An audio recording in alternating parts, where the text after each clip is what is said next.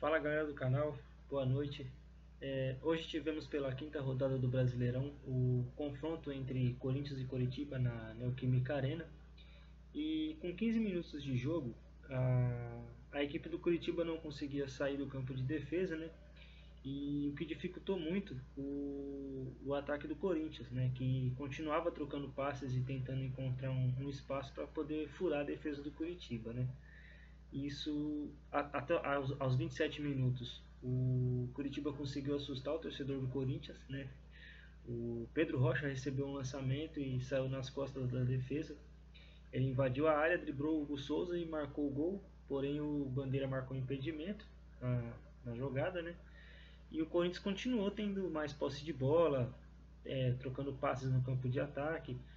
Porém, aos 36 do primeiro tempo, o Josué cobrou o escanteio na cabeça do Jaci. O zagueiro do Curitiba subiu mais alto que a zaga do Corinthians e abriu o placar para a equipe do Curitiba, né?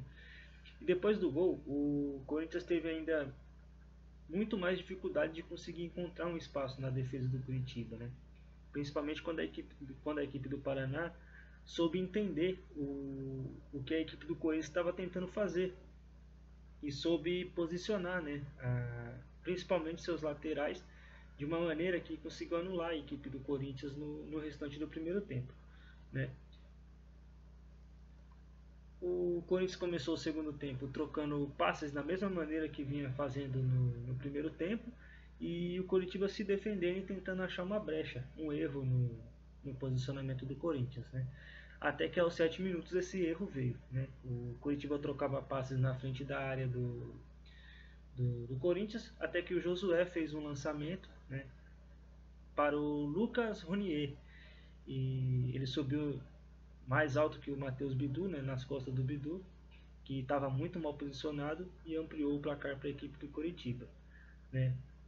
Depois disso o jogo ficou uns 5 minutos mais ou menos parado para atendimento médico, e com 30 minutos de partida do segundo tempo, a equipe do Corinthians diminuiu o ritmo, né, após o segundo gol do Coxa.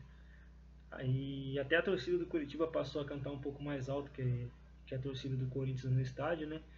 E o Curitiba passou a controlar mais a partida com bastante posicionamento, principalmente pelas laterais do campo. E durante todo o restante do segundo tempo, principalmente na parte de criação, o Corinthians teve muita dificuldade, né? As alterações feitas pelo filho do Dorival, né? O Dorival não tava no banco hoje, quem estava era o filho dele. E as alterações que o filho dele fez também não surtiram efeito. O Carrilho entrou muito mal, o Vitinho, tudo que ele tentava ele errava. E até a torcida por um momento perdeu a paciência com ele, né? E nos minutos finais da partida, a transmissão focava o tempo todo no Garro, principalmente, acredito eu, pelo que ele pode produzir, né? Mas nem ele nem o Memphis, enquanto estiverem em campo, nada conseguiram produzir para evitar a segunda derrota do Corinthians nesse Brasileirão, né? E a equipe do Curitiba, apesar de não ter dominado a partida em nenhum momento, né, ela soube se defender muito bem, né, e aproveitar as duas únicas oportunidades que teve durante o jogo. E dessa forma a equipe do Curitiba encerrou, né, um jejum de 15 anos sem vencer a equipe do Corinthians. Né, já faziam 15 anos que a equipe do Curitiba não vencia a equipe do Corinthians em nenhuma competição. E a transmissão ela elegeu o Jaci como o melhor em campo, né, o zagueiro do Curitiba que fez o primeiro gol da partida. E ele precisou sair de campo de ambulância, né, no segundo tempo por conta de uma bolada que ele tomou na cabeça. Mas para mim o melhor em campo foi o Josué, o camisa 10 do Curitiba, né? Pois foi o jogador mais criativo e ele é o cara das bolas paradas e foi muito bem no jogo hoje, né? Chamando a responsabilidade e para conseguir essa vitória para a equipe do Curitiba, né? Essa rodada do Brasileirão, né? Foi a quinta rodada. Teve também ontem o jogo entre Mirassol e Santos, que foi 2-2. Hoje o Bahia empatou com o Vitória em 1-1. O Atlético Mineiro venceu 1-0 a equipe do Internacional e o Flamengo venceu a equipe do Cruzeiro por 2-0. Né? Amanhã, às 7 horas da noite, o Remo enfrenta o Fluminense. Às 7h30, o Vasco pega o Palmeiras.